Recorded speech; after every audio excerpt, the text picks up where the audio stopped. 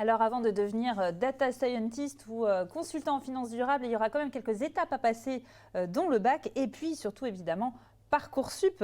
Un nom, oh là, je vois que vous commencez déjà à frémir au simple nom des Parcoursup. Pas de panique, Khadija est de retour avec nous justement pour nous révéler tous les secrets, toutes les étapes et voilà, et vraiment nous rassurer sur le sujet. Bonjour Khadija, re-bienvenue. Rebonjour, merci. Alors je vais essayer effectivement de vous rassurer. Alors c'est vrai que Parcoursup, ça cristallise à chaque fois un peu les angoisses des jeunes, mais plutôt des parents, j'ai l'impression, j'ai le sentiment. Je confirme. Qui sont plutôt inquiets de l'avenir de leurs enfants. C'est vrai que quand on parle de Parcoursup, déjà, qu'est-ce que c'est que la plateforme Parcoursup? Kesako. Exactement, donc c'est tout simplement une plateforme qui permet de se préinscrire dans les filières de l'enseignement supérieur. L'idée, c'est quoi? C'est de mettre en lien, en relation, en fait, à la fois des candidats et aussi des établissements qui vont recruter via cette plateforme. Je voulais démarrer avec quelques chiffres, justement. Il y a à peu près 900 000 candidats chaque année qui passent par la plateforme Parcoursup pour s'inscrire dans le supérieur. On a à peu près 19 500 formations, pour ne pas dire 20 000, qui sont proposées justement sur, énorme, 20 000. Sur Parcoursup. C'est énorme, effectivement. Alors c'est vrai qu'avant, quand leurs aînés, hein, les parents, souvent, on se disait, quand je veux m'orienter dans le supérieur, je vais à la fac ou je fais une école ou éventuellement peut-être une filière courte.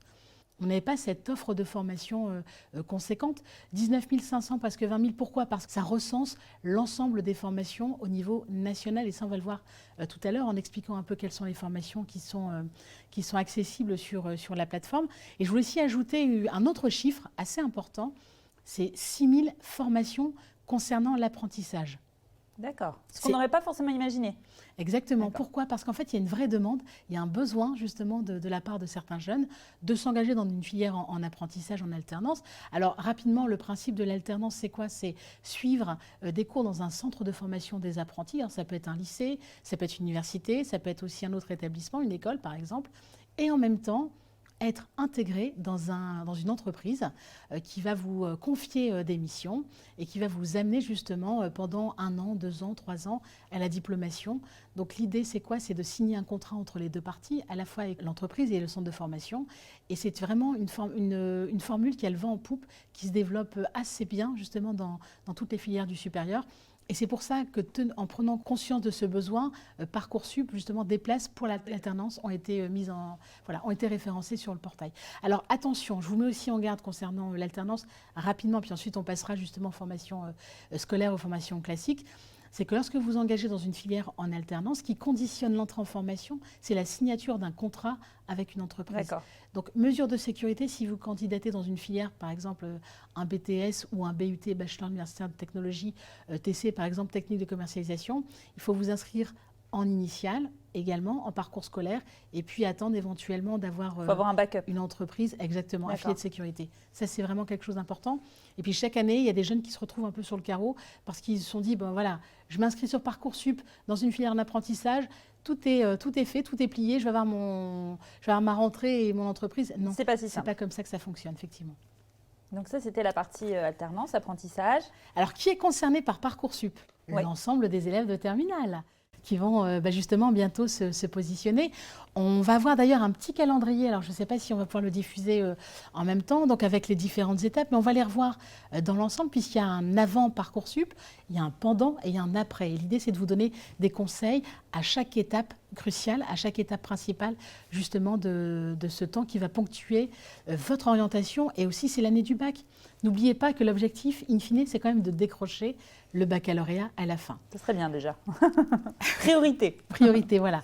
Donc, qui est concerné par la plateforme Parcoursup, c'est effectivement pour 2/3 les élèves de terminale, donc ils vont se positionner et mettre leurs vœux sur la plateforme. Mais c'est aussi tous les jeunes qui sont en cours de réorientation, c'est-à-dire qui étaient en première année de licence, qui étaient en première année de prépa, qui étaient en première année, par exemple, d'une école, et qui se disent, finalement, la formation que j'ai expérimentée cette année, c'est pas fait pour moi, j'ai envie de changer. Alors, on ne peut pas candidater directement dans les autres filières, il faut impérativement repasser par Parcoursup. D'accord. C'est vraiment le nœud central, quoi. C'est vraiment le... C'est un peu une gare de triage finalement, c'est un guichet unique effectivement qui va permettre d'accueillir et puis et puis aussi d'envoyer dans les wagons des formations les candidats qui seront sélectionnés, les candidats chanceux. Alors, je revenais un peu sur ce qu'on trouve sur la plateforme Parcoursup. Je vous parlais tout à l'heure de 19 500 formations. Globalement, ce qu'il faut savoir, c'est qu'on retrouve les 4 filières du supérieur. 4 filières du supérieur, c'est ce qu'on appelle les filières courtes, BTS, brevet technicien supérieur, les BUT, donc ex-DUT, qui sont devenus des bachelors universitaires de technologie. Donc ça, c'est pour la partie filière courte. On retrouve également les cycles préparatoires, ce sont les fameuses classes prépa, littéraires, éco ou scientifiques. On retrouve également, troisième filière du supérieur, les écoles spécialisées ou les autres grandes écoles qui ont ce qu'on appelle un cycle préparatoire intégré, c'est-à-dire que ce sont des écoles post-bac en 5 ans. Et enfin, l'institution en fait, qui rassemble, qui regroupe et qui accueille chaque année le plus de néo-bacheliers, c'est l'université, effectivement, qui propose aussi plusieurs filières dans le domaine de Parcoursup. Je voulais juste préciser aussi, c'est vrai que quand j'ai parlé des filières, souvent c'est des filières qui dépendent du ministère de l'Éducation nationale ou de l'enseignement supérieur. Vous avez aussi d'autres ministères qui sont intégrés à Parcoursup. Je pense notamment au ministère de l'Agriculture, avec certaines filières et des écoles des Beaux-Arts, par exemple. Le fameux aussi diplôme DNMAN, donc qui sont en fait des diplômes au métier d'art. Vous avez aussi les IFSI qui ont fait leur apparition il y a déjà 1 an et demi, 2 ans. Donc les IFSI, c'est Institut de formation aux soins infirmiers.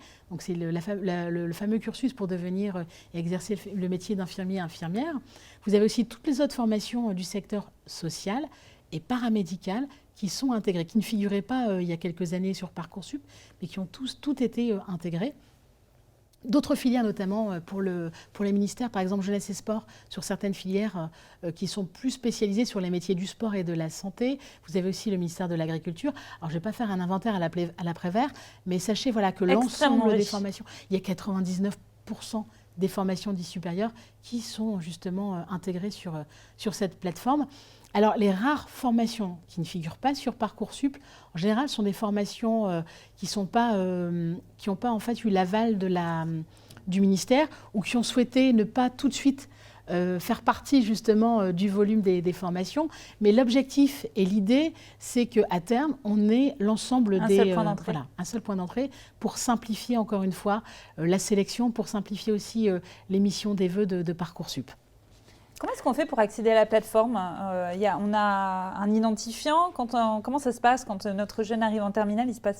On lui remet les clés de Parcoursup ? Alors justement, votre question, elle permet de mener ma transition sur les fameuses 3 étapes. Il y a une étape en amont, une étape pendant, une étape après. Alors en amont, effectivement, vous allez devoir réunir toutes les pièces essentielles pour constituer votre dossier sur la plateforme. Vous avez normalement ce qu'on appelle un INE, un identifiant national élève, qui vous permet justement de vous connecter pour la première fois, de générer aussi un identifiant, parce que vous allez avoir un identifiant Parcoursup, ça c'est important.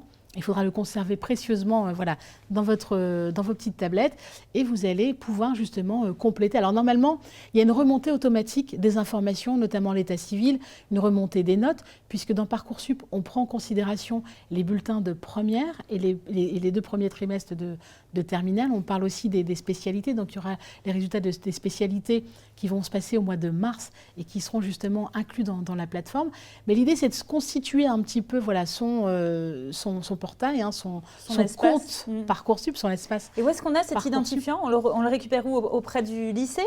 Alors normalement, il est indiqué sur le relevé de notes que vous avez eu quand vous avez passé le bac français en première. Parfois, il est sur le bulletin et si vous ne l'avez pas, vous pouvez demander à votre conseiller d'orientation, par exemple, ou au CPE de votre lycée et vous l'obtenez assez facilement.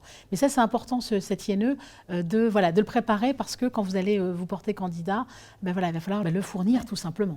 Et est-ce qu'on a besoin d'avoir l'identifiant pour Parcoursup pour aller sur la plateforme et par exemple déjà découvrir les 20 000 formations possibles ou bien c'est déjà ouvert et ensuite pour candidater il faut avoir l'identifiant ? Est-ce qu'on a déjà un accès au moins aux fiches des différentes formations ? Alors, merci de poser la question. Effectivement, alors vous avez là actuellement, si vous voulez surfer sur le portail, vous avez accès aux filières, aux formations qui étaient proposées l'année dernière. D'accord. À partir du 21 décembre, donc là c'est officiel, Parcoursup va proposer justement les formations accessibles pour l'année 2022. D'accord. Donc tout sera mis à jour, hein. Vous allez avoir des nouveaux entrants, des nouvelles formations. Vous allez avoir aussi des nouvelles fiches, notamment sur les attendus. On va y revenir dans quelques instants. Et l'idée, voilà, c'est que vraiment vous puissiez pour commencer votre projet, votre cheminement de réflexion pour formuler vos vœux de poursuite d'études. Donc 21 décembre, c'est vraiment une étape importante. Pourquoi on a choisi le 21 décembre? Enfin, pas on, mais pourquoi le ministère a choisi aussi? Mais c'est parce que c'est aussi un moment, un temps de retrouvailles avec les parents. Ah oui. Et c'est souvent un sujet qu'on échange, qu'on commente, qu'on discute. Voilà, l'idée, c'est vraiment d'essayer d'échanger pendant un peu avant les fêtes de fin d'année, de discuter avec les parents, de réfléchir à un projet d'orientation. Et c'est bien de commencer à poser ces jalons et d'en discuter avec les parents, avec la famille, avec aussi les enseignants, le professeur principal, qui joue encore une fois un rôle vraiment important, fondamental dans la construction du projet. Et puis aussi, c'est la fin du premier trimestre. Vous avez eu votre premier bulletin. Donc vous savez plus ou moins où vous vous sentez un peu plus à l'aise, et ça va aussi donner un peu le ton finalement à votre prise de décision. Alors officiellement, le portail sera accessible au 21 décembre à titre consultatif. Donc vous allez pouvoir accéder justement à toutes ces fiches, aux fameux attendus. Alors les attendus, qu'est-ce que c'est? Les attendus, c'est tout simplement les prérequis, alors souvent académiques, mais aussi, on va parler de soft skills, mais aux exigences peut-être comportementales qu'on attend d'un étudiant qui souhaite s'engager dans ces filières. Mais au-delà effectivement des attendus, ce qu'on va apprendre avec ces fiches, c'est l'organisation des études, la durée des études, la part des stages par exemple, quelles sont les disciplines qui seront enseignées. On apprendra également, on aura un œil aussi sur l'insertion professionnelle, à quel métier forment ces formations. Donc c'est vraiment une cartographie, c'est relativement complet, c'est quelque chose qui a été étoffé justement au fur et à mesure des années, et l'idée c'est d'avoir une cartographie d'un secteur d'activité, d'avoir une filière avec effectivement l'aspect formation, en amont et en aval, l'insertion professionnelle avec les débouchés possibles. Il y a un moteur de recherche, j'imagine, sur Parcoursup? C'est très bien fait. Ouais. C'est un site qui est intuitif. Testé et approuvé. Testé, effectivement, à plusieurs reprises, et validé et approuvé. C'est un site qui est relativement intuitif. En plus, on s'adresse à des digital natives, hein, donc, qui sont avec une souris dans la main, donc ils sont habitués justement à naviguer, à surfer sur le portail. Et d'ailleurs, à ce propos, je voulais vous ajouter comme information qu'en plus de la plateforme et du portail, vous avez aussi une application qui a été développée. Donc, on peut avoir son Parcoursup, finalement, sa plateforme, et sur son téléphone, sur son smartphone, et en même temps sur la plateforme. Petite astuce au passage, ne saisissez pas vos vœux ou ne validez pas vos vœux sur l'application. Parce que parfois, un écran, c'est un peu petit, on peut switcher. Ouais, voilà. Et si vous refusez, par exemple, une proposition qui vous a été faite, on ne peut plus y revenir. C'est une cartouche qui est utilisée. C'est ça. Sinon, il faut envoyer un message au rectorat qui doit essayer de stopper la machine pour prévenir l'établissement en question. C'est vraiment hyper compliqué. Donc, attention, faites ça à tête reposée, devant un écran d'ordinateur. C'est plus pour déjà se balader, découvrir. Et Voilà, on prend connaissance, on surfe, on regarde un petit peu les fiches, on regarde un peu les formations qui sont proposées. Donc, il y avait ça, il y avait cette application dont je voulais parler. Il y a aussi une rubrique contact, super importante. Pourquoi? Parce que si vous avez le moindre souci, problème technique ou problème d'orientation, vous pouvez envoyer un mail, une espèce de cellule de crise en fait, qui est lancée, qui est dédiée justement à la plateforme Parcoursup, hein, qui ouvre ses portes au même moment que l'ouverture de la plateforme à partir du 20 janvier, et qui est vraiment là, qui est dédiée pour accompagner le jeune dans ses choix. Et la notion d'accompagnement, elle est fondamentale parce qu'on est vraiment, encore une fois, accompagné, on est drivé, on est piloté, rien n'est mis au hasard. L'idée, c'est vraiment de faire vivre ce temps d'orientation de manière... on est vraiment pour faciliter, il faut vivre sereinement ce temps d'orientation. C'est vrai que les étudiants... C'est pas simple, hein, côté serein, hein, la sérénité à trouver dans ce moment-là, c'est source de pas mal d'appréhension. Ouais. Exactement. D'autant plus que voilà, on est un peu dans une génération post-Covid. Il y a des interrogations. On passe le bac, qui est quand même quelque chose de qui a un rythme un peu initiatique. Et c'est vrai que c'est difficile. On se dit on a le bac et en même temps il faut se décider sur son parcours, sur son choix de vie. Et en même temps on va essayer de désacraliser l'orientation. On a le droit à l'erreur. Si vous vous engagez dans une filière, qu'elle ne vous convient pas, on peut toujours switcher. Il y a ce qu'on appelle la rentrée décalée à partir du premier semestre. On peut changer de filière. Voilà. Et puis on peut repiquer, on n'est pas marqué au fer rouge. C'est une expérience. C'est très franco-français. Voilà. Quand on a un échec, on a l'impression d'être marqué au fer rouge, que ça va nous poursuivre tout au long de notre vie, alors que pas du tout, c'est une expérience. Il faut se dire qu'on en a tiré des enseignements et ça permettra d'affiner le projet après. Alors, je revenais sur mon premier temps, le temps de la réflexion. Vous avez des psychologues de l'éducation nationale, ce qu'on appelle dans le jargon des psy-EN, qui sont là encore une fois pour vous accompagner dans la construction de votre projet. Et on peut se poser aussi la question de c'est quoi une orientation réussie? Alors, une orientation réussie, elle repose bien souvent sur un triptyque. La première chose, c'est de se faire plaisir. Donc, est-ce que vous connaissez l'origine étymologique du mot travail? Non. Qu'est-ce? Ça vient du latin tripalium et c'était un instrument de torture. Donc, non. Moralité, il faut ne pas être en souffrance, il faut vraiment être acteur de son parcours de formation. Il faut qu'on trouve un autre mot que le mot travail, alors c'est pas possible, c'est terrible. Voilà, donc il faut bien choisir. C'est pour ça que toute cette étape en amont, avant de formuler ses vœux de poursuite d'études, il faut vraiment être dans la réflexion, essayer de se faire plaisir. Et puis aussi, il y a un changement de paradigme. Quand on est dans le secondaire, on est un élève. Donc on nous élève, la connaissance, les savoirs sont dispensés de manière assez descendante. Et ce qu'on disait tout à l'heure, et quand on est étudiant, voilà, on change. On se réapproprie et on devient acteur. Et donc c'est pour ça qu'il faut profiter de ce temps de réflexion, être accompagné par des experts, par des professionnels. Ça passe par l'éducation nationale, ça passe aussi par les enseignants qui vous connaissent relativement bien, qui savent plus ou moins si vous allez réussir par exemple cette orientation, et puis aussi par les salons. Il y a des forums, il y a des salons d'étudiants par exemple, des forums d'orientation qui sont là pour vous accompagner. Donc là j'étais vraiment dans cette première partie de mon triptyque sur l'orientation, c'est de se faire plaisir et de s'écouter.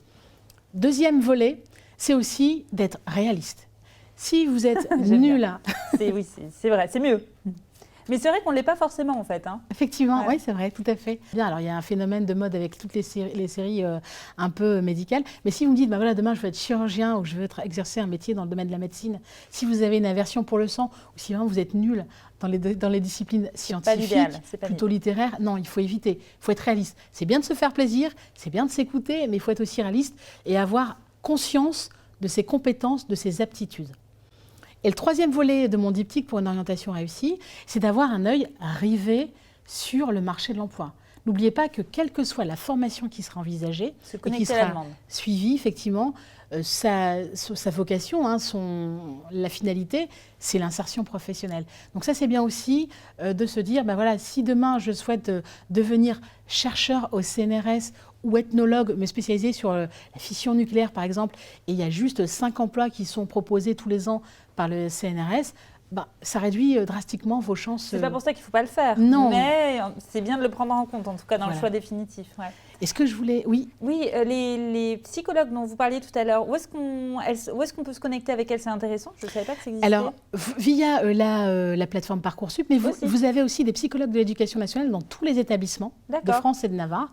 Vous avez accès, justement, vous pouvez prendre rendez-vous et puis rencontrer ces experts de l'orientation qui sont là, encore une fois, pour vous accompagner. Donc, il y aura une batterie de tests, par exemple. Ils peuvent faire des tests psychologiques. Alors, là-bas, c'est des psychologues. Hein. Oui. Donc, ils ont une formation en psychologie. Ils sont là vraiment pour essayer de vous accompagner, pour essayer de finaliser un projet.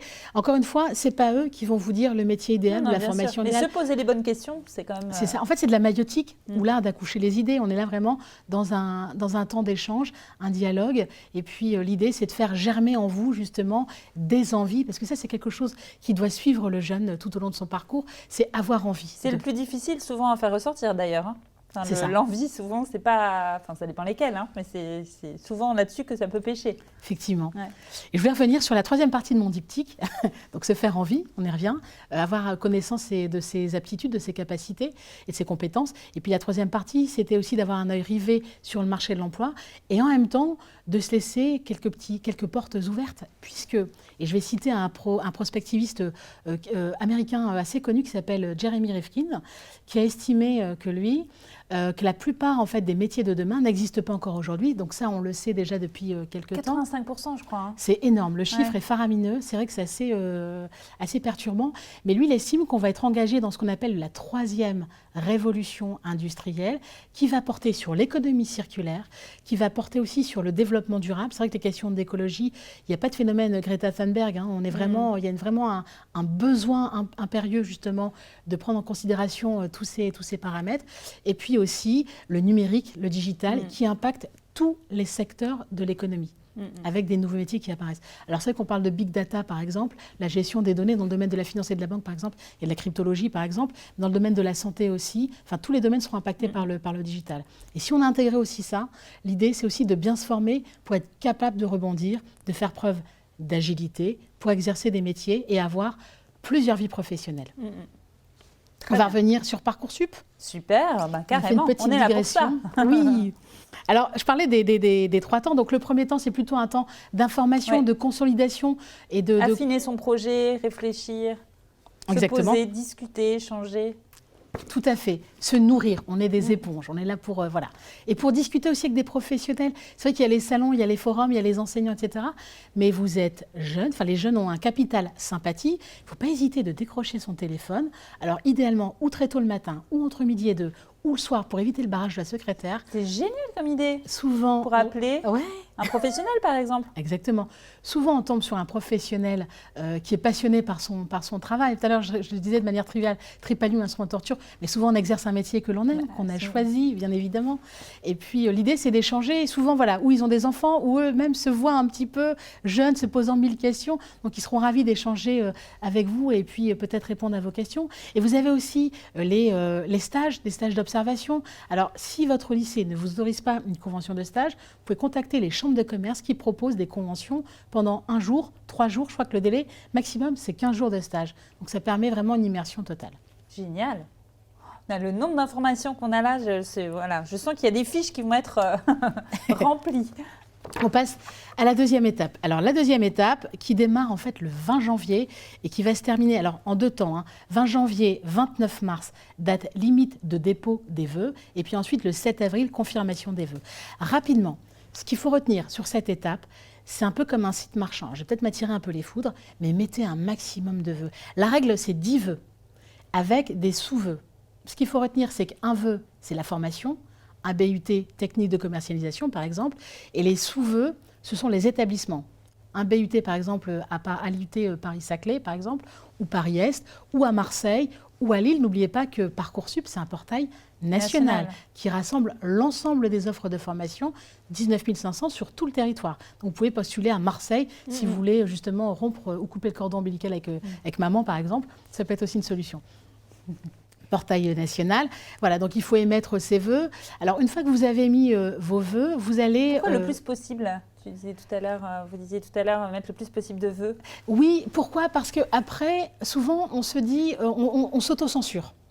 Il y a toujours ce phénomène un peu, ce syndrome de l'imposteur. On se dit, oui, je ne suis peut-être pas fait pour ça, ou j'ai peut-être pas les aptitudes, pas les compétences. Il vaut mieux laisser le champ ouvert. C'est ça. Et quand on se fait trop de nœuds dans le cerveau, on devient complètement statique, inactif, et finalement, ça ne nous mène à rien. Donc l'idée, c'est vraiment de mettre un maximum de vœux, donc 10 fois autant de vœux, autant de sous-vœux. Donc finalement, on revient facilement à une trentaine de vœux, même si, d'après les chiffres, on estime qu'un jeune émettra entre 3 et 4 vœux sur Parcoursup. On peut toutefois, effectivement, ajouter un maximum de vœux. Alors, ça peut être dans toutes les filières que j'ai citées tout à l'heure. On peut faire cette émission de vœux en plusieurs étapes. C'est-à-dire que quand vous allez émettre vos vœux, donc vous allez choisir les établissements, et ensuite, il faudra confirmer les vœux. Alors, il y a deux choses importantes à savoir. La première, c'est que vous avez ce qu'on appelle un projet motivé. Alors, c'est quoi un projet motivé ? C'est une mini-lettre de motivation, 1500 caractères maximum. Alors, c'est vrai que souvent, on se dit « Oh là là, j'ai jamais écrit de lettre de motivation. Qu'est-ce que je dois dire ? Qu'est-ce que je dois faire ?» Rassurez-vous, vous avez des tutos sur Parcoursup. Vous avez des fiches pratiques, justement. Il faut expliquer un peu ce qu'on met dans ces fiches. Ce qu'on peut dire de manière générale, l'idée, c'est vraiment d'évaluer vos savoir-être, votre implication. Alors, bien sûr, il y a effectivement, on va juger, on va évaluer en fonction des connaissances, des compétences académiques, vos notes, vos appréciations des enseignants. mais aussi sur votre investissement. Si vous, par exemple, vous avez été délégué de classe, si vous participez, par exemple, au budget participatif des lycéens dans une mairie, si vous faites du bénévolat, si vous êtes un arbitre, par exemple, si vous êtes un sportif de haut niveau, toutes ces choses-là, tout ce qui constitue finalement votre personnalité, ça va concourir à mieux vous connaître auprès des établissements et pourquoi pas à faire pencher la balance, dans le choix et dans la sélection de votre candidature. On a aussi un parcours, en fait, une signalétique qui s'appelle en fait activité et centre d'intérêt. Alors là, lâchez-vous, faites-vous plaisir, notez tout ce qui vous passe par la tête. Si vous avez voyagé, si vous pratiquez plusieurs langues étrangères, si chez vous, par exemple, vous êtes binationaux, par exemple, vous avez une langue rare, il faut la mentionner. C'est toujours un plus, justement, dans la constitution de votre dossier. Et je voulais revenir aussi sur le projet Motivé. Petite astuce, c'est gratuit. Moi, je vous conseille de participer aux journées portes ouvertes, au forum, au salon, etc., salon d'étudiants par exemple, parce que c'est l'occasion de découvrir les formations, discuter avec les enseignants et surtout de vous faire identifier, de vous faire repérer. Et puis dans la rédaction de votre projet Motivé, vous allez pouvoir motiver en illustrant. J'ai eu l'occasion de vous rencontrer sur le salon, de discuter, vous avez évoqué tel ou tel sujet, ça fait un déclic chez moi. C'est une très bonne astuce. Voilà, et ça fera un petit peu la différence. On l'espère. Oui, toujours. Et puis, ce que je voulais dire sur le projet Motivé, il y a aussi à côté la fiche à venir. Alors, la fiche à venir, qu'est-ce que c'est? Normalement, les lycéens en ont eu connaissance, en ont eu vent. C'est-à-dire qu'il y a des différents en fait, temps forts qui vont venir ponctuer l'orientation. On va organiser justement dans les lycées des simulations d'émissions de vœux sur le portail Parcoursup.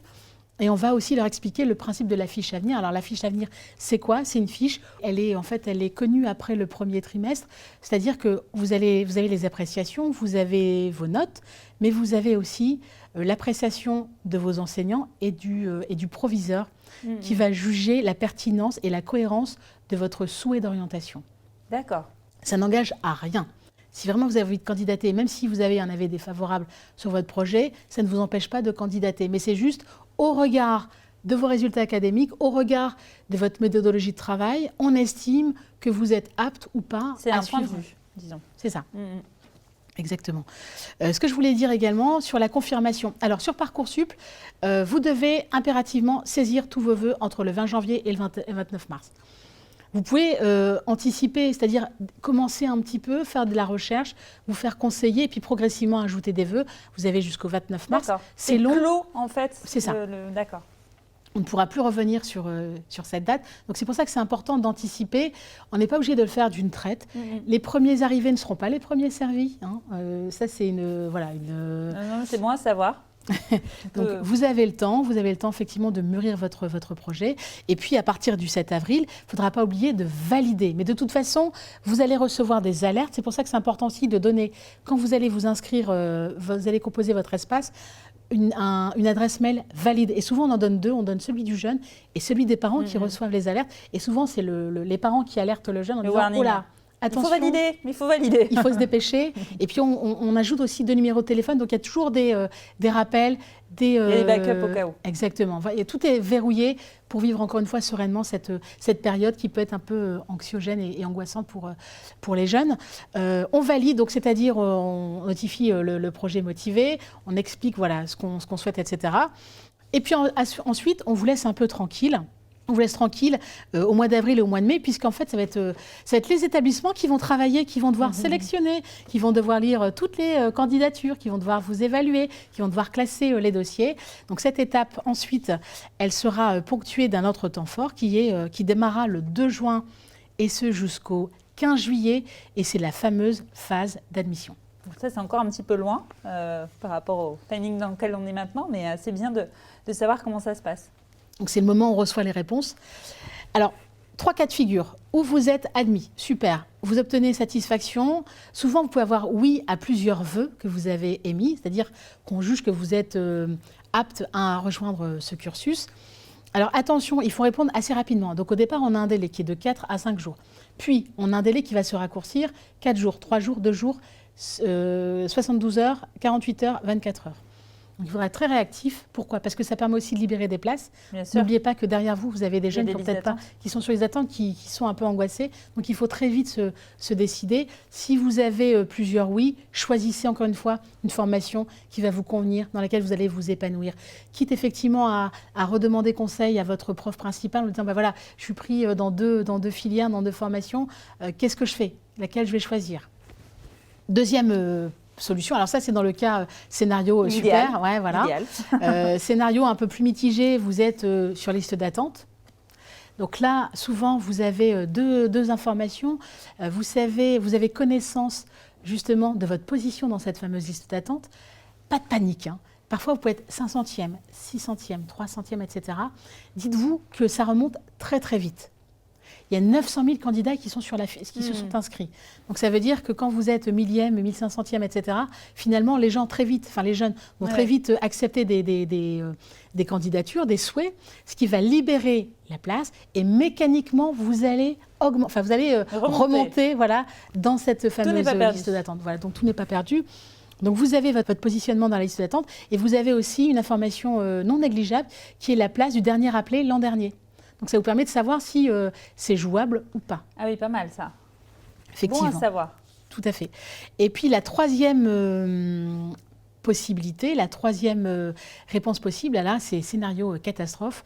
Ouh là là, vous avez obtenu aucune réponse positive à vos souhaits. Alors ça, pas de panique non plus. Puisqu'encore une fois, vous allez pouvoir démarrer et vous positionner sur ce qu'on appelle la procédure complémentaire. Donc encore une fois, vous êtes accompagné, vous recevez des alertes. Hein. Si vous avez aucune proposition d'admission dans les établissements, souvent le rectorat vous alerte, vous prévient et vous dit on va se voir tout de suite. Donc il y a ce qu'on appelle des KS, des commissions d'accès à l'enseignement supérieur, qui se réunissent dans les rectorats. Donc ce sont les chanceliers des universités, ce sont les recteurs d'universités, ce sont toutes les filières, en fait, toutes les formations qu'on a citées, hein, les écoles, les filières courtes, les classes prépa, etc., qui vont proposer justement une formation. Alors, ou une formation similaire, ou alors une formation qui est vraiment semblable, puisque l'objectif, encore une fois, c'est pas de regarder forcément la formation, mais c'est de regarder les métiers auxquels mènent ces formations. Donc dans tous les cas, on va dire que 100% des gagnants ont tenté leur chance et 100% des gagnants ont obtenu satisfaction sur la plateforme Parcoursup. Alors pas forcément dans la première ou la deuxième vague, mais avec la procédure complémentaire, on essaye, bon an mal an justement, de proposer des filières, enfin des formations qui soient aussi cohérentes et qui s'inscrivent aussi dans le projet de formation du jeune, parce que l'idée, c'est pas non plus d'être déçu, d'être frustré, de se dire que finalement, j'ai pas obtenu satisfaction, j'ai un sentiment un peu de déception, d'échec ou de frustration ou d'amertume. Au contraire, on est vraiment là pour l'accompagner, de le booster, de trouver la formation qui va lui convenir. Alors, encore une fois, pas de panique, hein. Ce que je voulais aussi dire, il y a une proposition qu'on peut obtenir, c'est si on s'inscrit à l'université, 2 possibilités, un oui, donc vous vous inscrivez à la fac, sachant que l'université est non sélective, ou alors on peut avoir ce qu'on appelle un oui-si, c'est-à-dire que, compte tenu de votre dossier, au regard de vos résultats académiques, on va aménager votre licence, alors où on proposera une licence en 4 ans, sachant qu'une licence normalement se fait en 3 ans, ou alors vous allez avoir du renforcement, un petit séminaire intensif juste avant la rentrée pour vous mettre à niveau et réussir. Tout ça. Ouais. Exactement. On met tout en place pour un résultat le plus optimum possible. Exactement. Et ben on a encore un petit mot pour terminer. Alors, juste un petit mot. Pendant le bac, l'épreuve du bac philo cette année 2022, ça démarre le 15 juin. Pendant le bac, pour ne pas frustrer les élèves de terminale, on marque une pause. La plateforme, vous ne recevrez pas de réponse à vos propositions. On se dit que vous avez besoin de vous concentrer, d'être focus sur les épreuves. On n'a pas envie de vous stresser. Ce n'est pas évident. Donc voilà, tout s'arrête. Il y a un temps mort qui est marqué. Et puis ensuite, on obtient justement... Ensuite, la machine reprend ses droits, on va dire. Et vous allez avoir justement quelques... Mais en tout cas, on sent qu'il y a vraiment un accompagnement, un suivi, des relances, etc. Donc normalement, ça doit se passer de manière assez sereine. Et puis, il y a de l'accompagnement, il y a du conseil...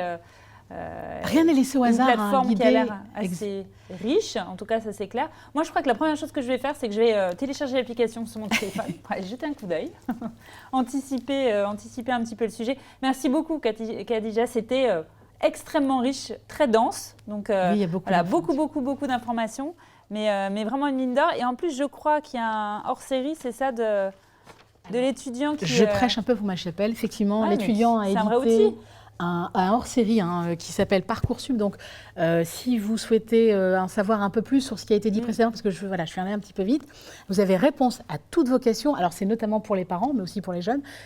Vous allez obtenir des réponses, des conseils pratiques, notamment comment sélectionner, comment on remplit ces fameux centres d'intérêt, par exemple, cette fiche à lire, comment on la remplit, comment on a interaction avec les différentes filières. Voilà. Toutes les questions, toutes les réponses se trouvent dans ce petit hors-série qui est disponible. Il y avait déjà pas mal, déjà. Là, avec l'échange qu'on vient d'avoir, on a déjà pas mal de ressources et de richesses. Merci beaucoup, beaucoup, Khadija. Et puis, merci à vous, merci pour votre invitation. Voilà. On se retrouve sur Parcoursup alors. Très bien, on y va. À bientôt.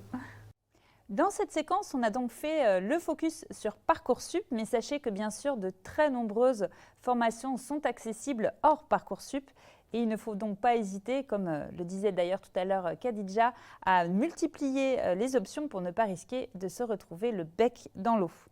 Notre session mode d'emploi, orientation et Parcoursup arrive donc tout doucement à sa fin. Et oui, on espère de tout cœur que vous avez pu y piocher des conseils et mieux vous approprier les clés de cet univers de l'enseignement supérieur qui reste toujours assez complexe. Vous avez encore des questions en tête? Eh bien écoutez, on a plusieurs alternatives. La première, n'hésitez pas à caler un petit créneau avec notre student coach qui se fera un plaisir d'échanger avec vous sur votre projet personnel. Et puis, ce serait dommage d'ailleurs de ne pas en profiter. Et puis, on vous recommande bien sûr de ne pas hésiter à jeter un coup d'œil au site internet du groupe Omnes Éducation. Ça vous permettra de découvrir les 12 écoles de ce groupe qui est leader de l'enseignement supérieur et qui forme chaque année plus de 30 000 étudiants. Ce qui est intéressant, c'est qu'on a aussi bien des écoles de commerce, d'ingénieurs, de sciences politiques, de création. Vous allez pouvoir le découvrir et elles ont toutes un même objectif, permettre à chacun de trouver un parcours qui lui convienne et finalement leur assurer la plus épanouissante des carrières professionnelles. À très bientôt!